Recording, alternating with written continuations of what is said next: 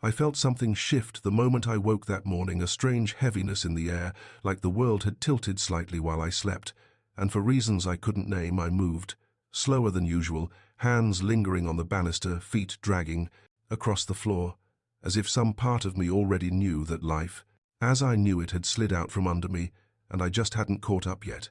And when I stepped outside into the grey early light, the street felt too quiet, too still, too expectant, and the walk toward the store that had carried my whole life felt longer than it ever had before, as if the distance had doubled overnight, and with each step I kept telling myself not to overthink, not to imagine problems, not to feel the cold blooming in my chest. But the unease crawled up anyway, clinging to my ribs with every breath, and by the time I reached the front door, I already sensed something was wrong, something subtle but sharp, like a thread pulled loose from an old sweater, and when I pushed the door open, the air inside didn't smell like my store should it, didn't hold the warm, comforting scent of wood and dust and old memories. It felt altered, like someone else had breathed their intentions through the space long before I arrived, and the silence was so complete I could hear my own pulse tapping at my 2% temples, and I walked deeper into the room, waiting for the familiar creak of the floor or the quiet hum of the lights. But instead, my eyes caught something small and devastating. The arrangement on the counter wasn't mine. The papers stacked near the register weren't mine. The placement of items had shifted ever so slightly in ways a stranger would never notice. But I did instantly, because I knew every poster, corner, every shelf, every habit, every routine, and I could feel fingerprints that didn't belong to me all over everything. And the chill that rolled through me then was heavier than any winter wind. And I told myself maybe he came early, maybe he was helping, maybe this was nothing but the truth, whispered otherwise, because he never touched systems. He never moved things without asking. He never acted without checking, and the quiet dread turned sharper as I walked toward the back and saw the office door slightly ajar, not wide open, not shut, but sitting in that unsettling in-between, like someone had been inside and left in a hurry, and my pulse skidded because I always locked that door, always kept it closed, always treated it like the heart of the store, and the sight of it half open felt like watching someone I loved breathe in pain.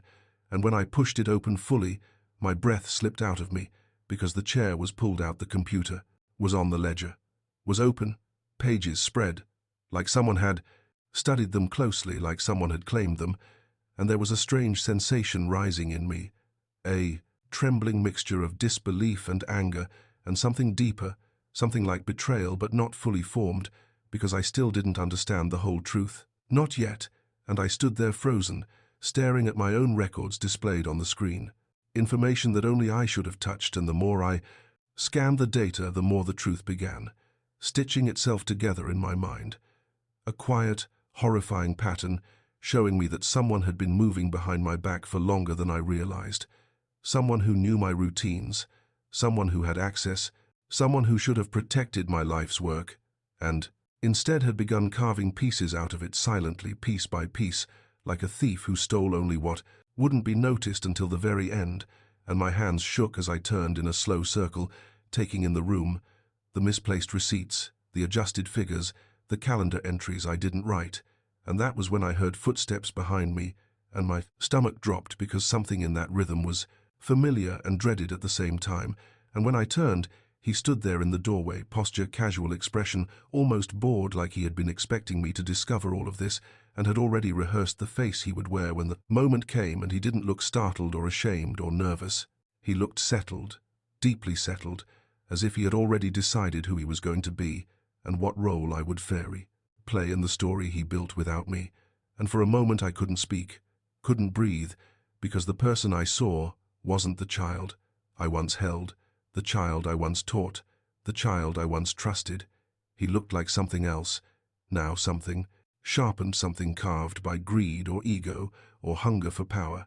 I still couldn't understand, and when he finally spoke, the words came out smooth, practiced, too calm for a moment like this, and the sound of it hit me like a slap, because he wasn't explaining, he wasn't apologizing, he wasn't even trying to hide anything.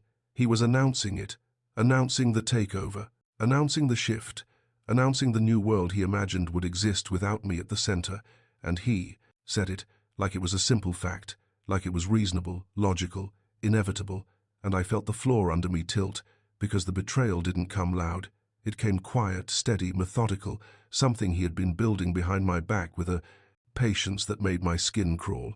And as he talked, I felt each sentence running through me like cold water, soaking through layers of memory, tearing apart years of effort, trust, sacrifice, and all I could do was stand there gripping the edge of the desk, trying not to sink under the weight of the realization that everything I built, everything I preserved, everything I thought I would pass down had been taken while I was still alive, still standing, still believing.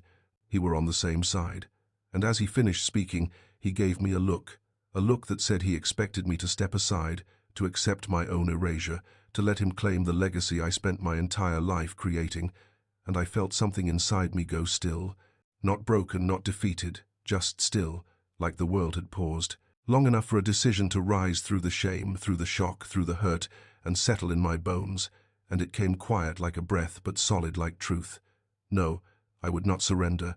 No, I would not be erased. No, I would not let him rewrite the story of my life. Not now, not ever. Because the place wasn't just a store, it was the testament of my years, my work, my survival. And if he thought he could take it from me in silence, he was about to learn exactly who built this place, and exactly what I was still capable of reclaiming. The hours after he stood in that doorway felt like watching a storm crawl slowly across the sky while you're trapped beneath it, unable to move, unable to look away. And as he kept talking, laying out the pieces of his scheme, the full scale of what he had done began to take shape in a way that made my stomach twist, not from shock anymore, but from the clarity of betrayal, settling deeper and deeper until it felt carved into my ribs. And he spoke to me like he was giving a presentation, calm, rehearsed, confident, explaining how he shifted suppliers, how he adjusted accounts, how he convinced others he was managing things with my blessing. And every detail he revealed cut through me because they weren't guesses. They weren't lucky moves. He had studied me, studied my habits, my trust, my routines, and used every piece against me, as if this was all a chess game he'd been playing for months, while smiling at me across the board and pretending we were on the same side. And the more he talked, the colder the room felt, the more foreign the store became, as though I was standing inside a version of my life that had been hollowed out and repainted to suit him. And every time I looked at his face, I saw less of the boy I had helped raise, and more of a stranger wearing his history like a mask. And he kept insisting that he was helping, that this was progress, that the store needed someone younger, someone with ambition, someone who could drag it into a future he imagined with himself at the center. And I felt something tighten in my chest, not grief, not anger, something sharper, something like insult, because he spoke as though I were obsolete, as though my years of building meant nothing, as though he were granting me some twisted mercy by offering to let me fade quietly into the background while he took everything I built and shaped it into something unrecognizable. And as he kept rambling about his plans, the numbers he had moved, the people he had spoken to, the shifts he had made without my knowledge, each word felt worse than the last, because he wasn't ashamed. He was proud, proud of how cleverly he had gone behind my back, proud of how easily he had convinced others to follow him, proud of how smoothly he thought he could erase me, and my throat tightened with a cold, steady fury. Because betrayal is one thing, but pride in betrayal is something entirely different. And when he finally paused, expecting me to thank him or accept it, or maybe cry or beg or surrender, something inside me went still again. The same stillness I felt earlier, except heavier, now steadier, now gathering itself like a wave, preparing to rise and crash. And he misread my silence, mistook it for surrender perhaps, thought I was too shocked, too hurt, too shaken to respond. And he stepped closer, placing his hand on the counter, like he already owned the place, smiling like a victor claiming territory. And he said something soft, something meant to sound compassionate, something like, "You should rest. Now you've done enough. Let me handle things from here." And those words, the gentleness twisted into cruelty, the casual dismissal of my entire life's work, made the stillness inside me break open into something fierce, something bright, something that felt like fire laced with certainty. And I straightened slowly, not abruptly, not dramatically, just enough for him to sense the shift. And for the first time, Since he entered the room, he hesitated, his smile flickering just slightly, because something in my eyes must have told him that whatever he believed was about to go differently than he imagined. And I told him quietly but firmly that nothing he had just described belonged to him, not the accounts, not the keys, not the staff, not the walls around us, not a single brick or piece of shelving, none of it. And the shock on his face would have been almost comical if the betrayal hadn't been so deep, because he truly thought he had done something irreversible, something untouchable, something I would have no choice but to accept. And he asked what I meant, his voice suddenly thin around the edges, as though doubt finally crept into his certainty. And I didn't explain, not yet, not there, not while. He stood in the office, he opened without permission, not while he believed he held any ground beneath his feet, and I walked past him slowly, ignoring the way he tried to read my expression, ignoring the way he reached as if to stop me, ignoring the way he sputtered, half questions, half protests. And I stepped back into the store, feeling the air shift around me as though the walls themselves recognized my presence again, the rightful owner reclaiming the heartbeat of the space. And he followed, still talking, still trying to assert control, still trying to salvage his imagined victory. And I let him talk because his words meant nothing now, not compared to the clarity rising inside me. And I glanced at the shelves, the counter, the lights, the familiar corners that had held years of sweat and work and sacrifice, and the weight of memory wrapped itself around me like armor, not fragile, not burdensome, but powerful. And as he kept talking, the truth settled fully into place, a truth so simple it almost made me laugh. Nothing he had done was permanent, nothing he had forged would last, nothing he attempted could stand, because there were things he didn't know, things he had overlooked, things he never even thought to check. And that was when he finally noticed the change in my face, the steadiness, the resolve, the certainty. And he went quiet, the first silence since he entered the building, and he asked what I was going to do, voice thin, uncertain, trembling in ways he couldn't hide. And I didn't answer, because the answer didn't belong in words, it belonged in action. And all he needed to know was that everything he thought, he gained, everything he boasted about, everything he believed he took, was about to slip out of his hands, faster than he could blink. And I stepped past him toward the front of the store, ignoring the panic rising in his voice, ignoring the frantic questions, ignoring the way his confidence began to crack, because he had no idea that the same calm he mistook for weakness was the calm of a storm gathering, its strength. And when I reached the door, I didn't look back, because the decision had already been made, the moment I saw my life rearranged by hands that had no right to touch it. And as I stepped outside into the cold morning air, one truth pulsed through me like a drumbeat, steady, powerful, unshakable. He thought he took everything from me, but he had no idea what I was still capable of reclaiming. The morning air felt colder the second I stepped outside, leaving him standing in the store with the confusion still twisting his face. And I walked down the street with a steady pace that didn't match the storm vibrating through my chest, because each step sharpened the truth that this wasn't just betrayal.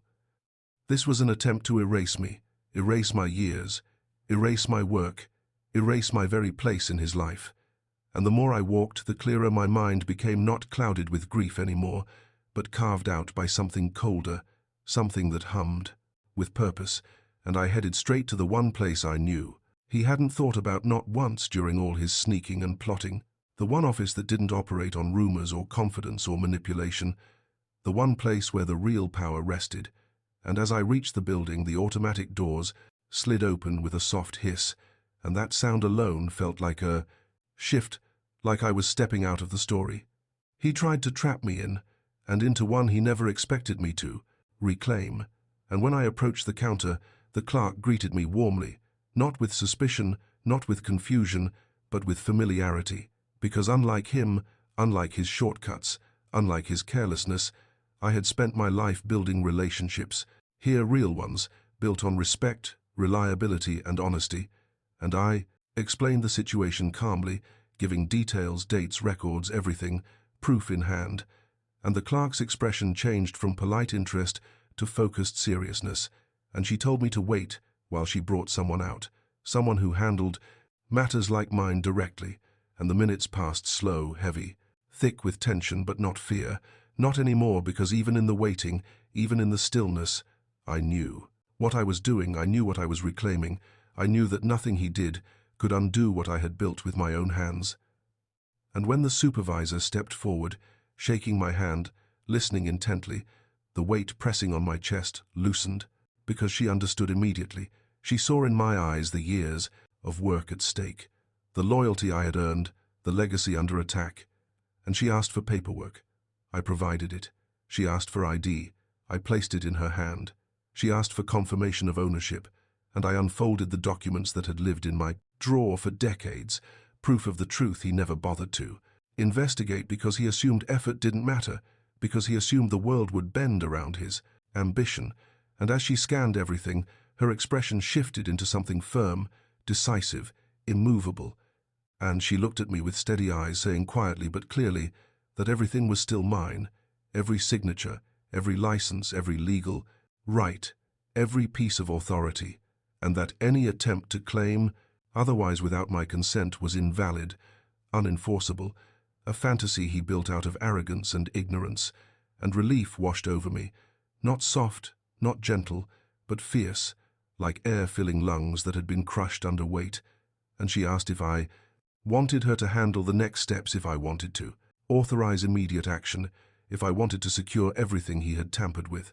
And I nodded, and when she handed me the final confirmation, the one paper that declared without question where the power truly lay, my hands stopped shaking, because I knew he could no longer twist anything, no longer hide behind false confidence, no longer pretend he was in control.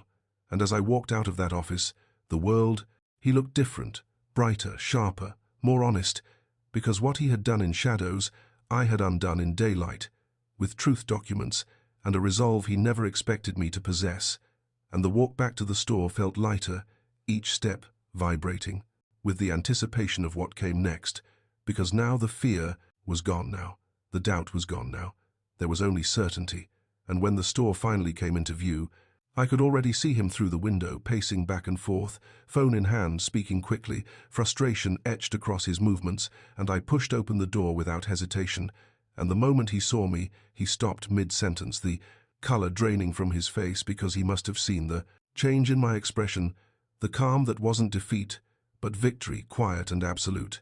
And he started talking instantly, asking where I went, trying to regain footing, trying to piece together how quickly everything was slipping from his grasp. And I didn't answer not yet, because the truth needed to land, with weight, not noise. And I stepped behind the counter with a steadiness that made him freeze, and I placed the documents on the surface between us, watching the realization bloom slowly across his features, watching denial crack, watching shock settle, watching fear approach. And when he read the first line, his mouth fell open slightly. When he read the second, he blinked hard. When he read the third, he stumbled back a half step, like the floor had shifted under him. And I finally spoke, not loudly, not angrily, not cruelly, but with a quiet devastation that cut deeper than shouting ever could, telling him that every change he made, every order he placed, every deal he signed, every shift he scheduled, every attempt he made to rewrite the foundation of this store meant nothing. None of it was valid, none of it belonged to him. None of it carried any legal weight whatsoever. And he stood there, gripping the counter, his knuckles pale, voice small and breaking, as he asked, how is this possible? How could you undo everything? How did you even know what to do? And I looked at him with a calm that surprised even me and said, because while you were busy taking things behind my back, I was busy building things that last. And the silence that followed cracked open the reality he had been running from, the truth that what he tried to steal was never his to begin with, and that the power he pretended to wield crumbled the moment I stepped into the light with the documents that proved it. And as he stood there, trembling, caught between outrage and fear, one final thought rose in me, steady and unbreakable. I didn't come here to argue. I came here to finish what he started, but with my hands, not his. The moment he realized every document on the counter erased all the power he thought he had built. The air shifted the way a storm shifts when lightning strikes too close, and for several seconds he just stared at the papers, unblinking, unbreathing, like his mind couldn't process that the empire he constructed out of lies and ego had crumbled in a single morning. and he kept shaking his head, whispering, "No, no, this can't be right, this isn't possible." Because he had believed so deeply in his own schemes, he thought. Confidence was the same as ownership. Thought ambition was the same as inheritance thought. Moving fast and talking loud would make the world bend to him. And now he stood exposed, stripped of the illusion, standing in the middle of a store, tried to steal while holding nothing, and he lunged toward the documents, as if grabbing them would change the truth, and demanded to know what I did, who I talked to, who gave me the authority to undo his plans. And something inside me finally snapped into clarity. Not anger, not revenge, but a quiet exhaustion at how little he understood of the world he tried to conquer. And I told him plainly that he had never taken anything from me, because nothing he touched was ever legally his. Not the accounts, not the inventory, not the keys, not the staff, not the decisions, not the future. And watching the realization spread across his face was like watching ice splinter cracking through a frozen lake, one sharp line after another, until everything beneath gave way and he staggered back, clutching the counter, breathing hard as if the truth itself punched the air out of him. And he tried to recover his composure, straightening his shoulders, trying to summon the arrogance he always used like armor, but it didn't fit him anymore. It slid off him, like water off glass, because confidence built on lies cannot stand against proof. And he demanded again, "How could you do this? How did you even know where to go? What did you expect to accomplish?" And I felt something rise inside me, something cold and steady. And I told him that while he spent his time plotting in shadows, I spent decades building foundations in daylight, real foundations, with real signatures, real filings, real approvals, real relationships, real respect, things he couldn't fabricate with charm or shortcuts. And the panic in his eyes sharpened because he finally saw the difference between someone who inherits a vision and someone who builds one. He reached for excuses, grasping at anything to justify himself, accusing me of holding him back, accusing me of not trusting him, accusing me of refusing to step aside, accusing me of being too old, too set in my ways, too unwilling to embrace the future. And every accusation peeled back another layer of his desperation, because he needed me to be the villain to make sense of what he did. He needed to believe that his betrayal was ambition, not greed, that stealing was innovation, not deceit, that cutting me out was necessary, not cowardly. And I let him say everything, let him spill every excuse, every justification, every attempt to paint himself as the only person who understood the store. Because when he finally ran out of words, there was nothing left but silence, hollow, thin, and transparent. And when the silence settled, his shoulders slumped just slightly, and he asked, a question so small, so cracked it barely reached the air, "What happens now?" And for a moment I almost felt something like pity, not enough to soften me, not enough to erase what he did, but enough to remind me that his downfall wasn't a result of one bad decision. It was the sum of all the small choices he made without conscience, without humility, without thought. And I told him exactly what happens. Now, in a voice quiet enough to make him lean in, but strong enough to leave no room for doubt. And I said everything goes back, everything resets, every contact, every order, every supplier, every account, every responsibility you claimed without permission is revoked permanently. And he swallowed, hard eyes, widening, fear flickering across him as he realized I meant every word. And I continued telling him that he would pack his things immediately, that he would return every key, every password, every item he took from this store, whether physical or digital, that he would inform the people he lied to that he no longer represented anything connected to me. And the shock on his face cracked again, because he had expected anger, shouting chaos. He expected a dramatic fight, something he could twist into martyrdom, but instead he was met with calm. Consequences delivered without hesitation, and calm consequences are always more terrifying than rage. And he tried one last time to argue, voice trembling, saying he invested time, saying he made changes, saying he modernized things, saying the store needed him. And I looked at him with a stillness he had never seen in me before, and told him that improvement built on deceit is not improvement, it is damage, and that whatever he believed he contributed was overshadowed by the fact that he tried to take something that was never his, even while I was still here, still breathing, still working, still building. And his face crumpled, not into remorse, not into apology, but into the stunned recognition that he had miscalculated, entirely misjudged me, misjudged the weight of history, misjudged the strength of someone who spent a lifetime surviving more than he had ever imagined. And I walked around the counter, quietly unlocking the drawer, retrieving the final set of documents, the ones securing not just ownership, but future control, future protection, future permanence, and I placed them beside him, letting him read the lines that stated clearly that no transfer, no change, no assumption of power could occur without my explicit written approval, and that any unauthorized attempt would be void instantly. And he backed away, as if the papers themselves burned his skin, because that was the truth he never accounted for.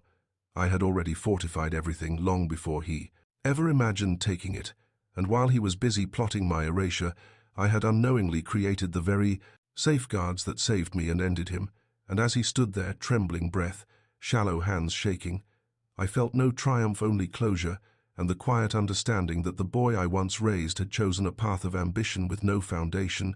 That path had led him here, standing in a store he tried to steal, facing the truth that he lost everything before noon, not because of fate or cruelty, but because he underestimated the strength of the person who built the very floor he stood on. He stood there, trembling in the middle of the store, breathing like the walls were closing in on him, and for a moment neither of us moved, the quiet between us stretching thin and sharp like a thread pulled too tight, and I could see him trying to piece together the fragments of whatever confidence he had left, trying to rebuild the arrogance that had slipped out of his hands the moment he saw the documents. But nothing fit anymore, nothing gave him footing, nothing restored the fantasy he had built around himself, and after a long, brittle silence, he muttered that I was being unreasonable, that he had done all this work, that people respected him, now that the suppliers trusted him, that the staff listened to him, and the more he spoke, the more desperate the words sounded, because he was clinging to scraps of a story that had already fallen apart. And I told him calmly that respect built on deception is not respect, it is performance, and that the people he bragged about impressing didn't know the truth. They didn't know he had acted without authority. They didn't know he had rewritten the store's systems without permission. They didn't know he had taken everything behind my back. And he flinched, as if each word landed like a strike, and he begged me to let him stay, begged me to give him another chance, begged me to renegotiate the boundaries, begged me to allow him to hold on to whatever power he could salvage. And I realized then that what he feared wasn't losing the store itself, but losing the image of himself he had created as the person who would step in and rise above everyone else. And watching him crumble beneath the truth stirred a mixture of sorrow and resolve in me, because I remembered the boy he once was, the boy who looked up to me, the boy who wanted to learn, wanted to help, wanted to be part of something, not take it and twist it for his own ego. And I wondered for a moment when that boy turned into this version, standing in front of me, eyes glassy, voice trembling, hands shaking, as he tried to bargain with the outcome he had created all on his own. And I told him again that the way forward wasn't in clinging to what he stole. The way forward was in facing the consequences and rebuilding himself honestly. But he didn't want honesty. He wanted shortcuts. He wanted influence without responsibility. He wanted authority without earning it. And his voice broke as he said he needed the store, that he had dreams, that he had plans, and the panic inside him spread through his words like fuel, soaking every syllable, until it was clear that nothing about this was ever about the store itself. It was about power and the feeling of being seen and the illusion of being in control. And I listened not because his excuses mattered, but because it was important for him to hear. His own desperation reflected back at him to understand how small and fragile the empire he built truly was. And when he finally ran out of breath, he sank into the nearest chair, shoulders hunched, hands covering his face, and in that posture he looked less like a man caught in wrongdoing and more like a child who finally realized the world doesn't bend simply because he demands it. And I remained standing, the calm in me steady, unwavering, because I knew what needed to be done, and I knew delay would only make the wound deeper. And I told him clearly that he needed to gather his belongings today, that he needed to remove anything with his name on it, that he needed to inform the vendors that the point of contact was returning to me, that he needed to step out of every position he built illegally, and that he needed to do it without argument, without drama, without theatrics, and each instruction hit him like a cold wave, pulling him further from the illusion he had been living in. And he whispered that people would think he failed, that they would laugh, that they would never respect him again. And I looked at him with a truth he desperately needed to hear.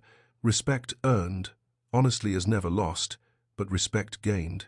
Through lies collapses the moment truth appears, and he went quiet again, face pale eyes, unfocused as though he were staring into a future he couldn't recognize. And after a moment he asked quietly, almost childlike, if I hated him, and the question cut into me, because no matter how much he hurt me, hate was something I refused to carry, and I told him I didn't hate him, but I refused to let him destroy what I had built. I refused to let him rewrite my life's work. I refused to let his ambition swallow the legacy I had spent decades preserving. And his lips trembled as though he wanted to argue, but knew there was nothing left to say. And after a long silence he rose, slowly moving toward the office, with the stiffness of someone walking into consequence. And I watched him gather his things one by one, the notebook, the pens, the folders, the laptop he had purchased with the store card, without asking, and each item seemed to weigh more in his hands than the last, as if he were finally feeling the heaviness of every decision he made. And when he returned to the front of the store, he placed the keys gently onto the counter, not defiantly, not reluctantly, but with a kind of defeated understanding.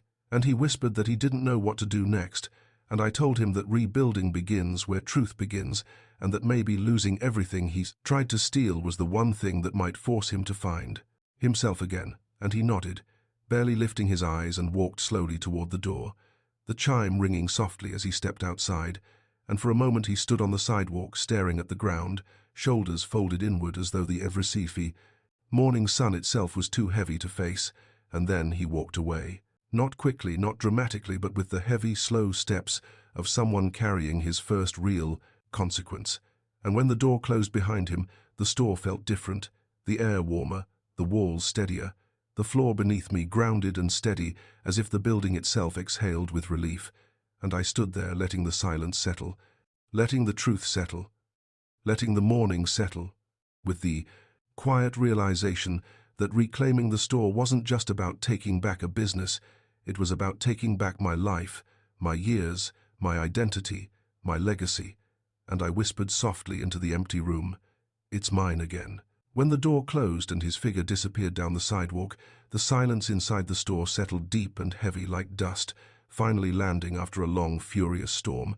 And I stood there, breathing in the stillness, letting the truth of what had just happened anchor itself inside me, because the morning had been a battlefield, not with shouting or breaking or violence, but with truth and consequence, and the weight of what he tried to take from me clashed against the weight of what I just reclaimed, and for the first time in days, maybe weeks, maybe months, I felt the ground beneath my feet again, firm, solid, steady, and I walked slowly across the store, running my fingers over the counter, the shelves, the familiar grooves in the wood carved over years of work, and for a moment my throat tightened, not with grief, but with the strange mixture of relief and sorrow, relief that everything was still mine, sorrow that someone I once loved so deeply had become the very storm that nearly tore it all away. And as I stood behind the register, a memory flashed through me of him, as a child perched on the same counter, swinging his legs, asking questions about every little thing, wanting to learn, wanting to help, wanting to be part of something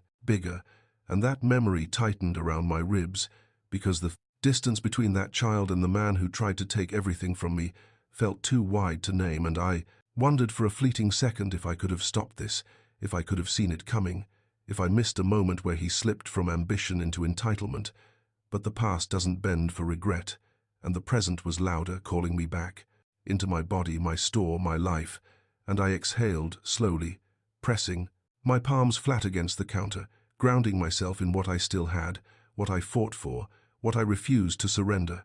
And then the door opened gently, not with force, not with hesitation, just a soft chime, and I turned, expecting maybe a customer, maybe someone who had no idea how close this place came to losing its soul. But instead, it was one of the employees, stepping inside, eyes wide as if he had been holding his breath since the morning began, and he asked quietly if everything was all right, if I needed anything, if the rumors he'd started to hear were true, and I wanted to brush it off to pretend the day had been ordinary, but something inside me told the truth mattered here too, and I told him, calmly, that changes had been made behind my back, changes that were no longer in effect, and that the store was mine again, fully, completely, undeniably, and the relief on his face was immediate, like a weight had fallen off his shoulders, and he nodded slowly, saying he had felt something was off, saying he didn't know who to trust, saying he was glad to see me standing here where I belonged, and his words sank deeper than I expected, because they reminded me that betrayal doesn't happen in isolation. It spills, it ripples, it touches others in ways we cannot always see, and reclaiming the store meant reclaiming stability for the people who worked here too. And I thanked him quietly, and he went to start, his tasks moving with a calmness that had been missing lately. And after a moment another employee arrived, then another, people who had been confused by the sudden changes, unsure of their place, but now stepping in with renewed certainty. As I watched them settle back into rhythm, something warm flickered inside me, a reminder that this store wasn't just brick and shelves, it was people, memories, trust, a place built with intention and fought for with every ounce of strength I had left. And while they worked, I walked toward the office, the place that earlier felt violated, invaded, disturbed, and I pushed the door open, expecting the ache to return. But instead, there was a strange lightness, perhaps because the space no longer felt tainted by his presence, perhaps because I knew the truth that he could not take what was never his to claim. And I sat at the desk, touching the ledger, the keyboard, the familiar cup of pens, the papers stacked neatly, and I felt the echo of the morning's fear still, somewhere inside me, but fading with every quiet breath. And I allowed myself to lean back in the chair, eyes closed for a moment, letting the exhaustion settle, letting the storm move through me, letting the victory take root, not triumphant, not loud, just steady and real. And when I opened my eyes again, the sunlight through the window had shifted, casting a warm stripe across the floor, reminding me that time was still moving forward, inviting me to move with it, not as someone who lost something, but as someone who reclaimed everything. And I stood slowly, returning to the front of the store, watching the employees work. The customers begin to walk, unaware of what had unfolded, and I felt a soft, steady pride rise inside me, not because I had won, but because I had not been erased. And as the clock moved toward afternoon, the door opened again, and for a brief second my pulse jumped, fearing he had returned. But instead there was a delivery driver, holding boxes labeled with suppliers I had worked with for years. Suppliers he had tried to reroute, suppliers who reached out to me directly the moment they sensed something was wrong, because loyalty built honestly doesn't crumble when whispers try to replace truth. And I signed for the delivery, feeling the weight of everything truly settle back into my hands, and when the driver left I placed the boxes on the counter, running my hand across the cardboard as if touching proof that the store's heartbeat was still steady, still mine. And as the afternoon moved quietly around me, I whispered to myself with a certainty that filled the room like light. I didn't just take my store back, I took myself back, and no one, not even someone I once trusted with my whole heart, would ever take that from me again.